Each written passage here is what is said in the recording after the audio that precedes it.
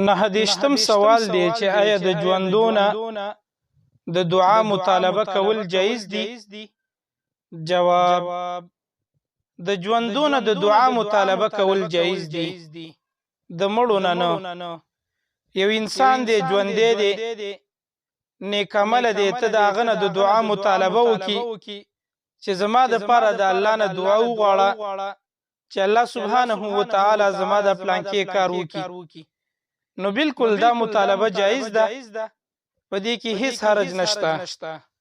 ځکه قرآن مجید په سوره محمد کې الله سبحانه وتعالی فرمای: واستغفر لذنبک وللمؤمنین والمؤمنات. او اے نبی، د خپل ګناهونو استغفار هم د الله نه وغواړه، وللمؤمنین والمؤمنات، او دغه شانتي د مؤمنانو سړو او د مؤمنانو زنانو استغفار هم د الله نه وغواړه. نو دا آیات دلیل دی په دې خبره باندې چې د ژوندي انسان نه د دعا مطالبه جایز ده. ځکه الله سبحانه وتعالی د خپل نبی نه د مؤمنانو دپاره د استغفار مطالبه کړې ده. دغه شان حدیث کې راځي، امام ترمذی رحمه الله په جامع الترمذی کې دا حدیث نقل کړي: ان رجلا ضرير البصر اتى النبي صلى الله عليه وسلم.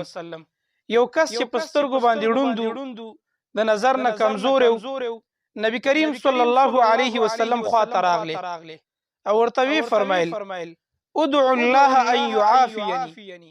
اے د الله رسوله، زما د پاره ته د الله نه دعا وغواړه ان يعافيني چې الله ما خکي. نو نبی کریم صلی الله علیه وسلم ورته دعا وغوښتله. نو دا حدیث دلیل دی په دې خبره باندې چې د ژوندي انسان نه د دعا مطالبه کول جایز دي. ځکه دې صحابي د نبی کریم صلی الله علیه وسلم نه د خپل ځان دپاره د دعا مطالبه وکړه. نو په دې کې هیڅ حرج نشته چې یو نیک عمله انساني سړی ورته ووایي چې ته زما دپاره د الله نه سوال وکړه چې زما د پلانکې کار الله سبحانه وتعالی وکړي.